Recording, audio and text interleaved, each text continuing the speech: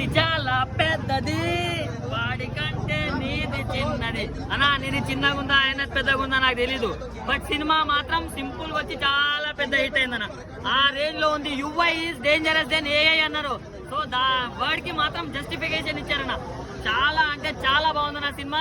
ఈ సినిమాని చిన్నపిల్లలు, ముసలోళ్ళు, ఎద్దవాళ్ళు, పనికి మాలినోళ్ళు, పనున్నోళ్ళు, పని లేనోళ్ళు ఎవడైనా చూడొచ్చు. నాలాంటి వాళ్ళు నీలాంటి వాళ్ళు ప్రతి ఒక్కరు చూడొచ్చు. నేను ఒకటే చెప్తున్నా, నా లవర్లని వాళ్ళని నీళ్ళని వేసుకొని వెళ్ళకండి, మీరు ఒక్కరే వెళ్ళండి.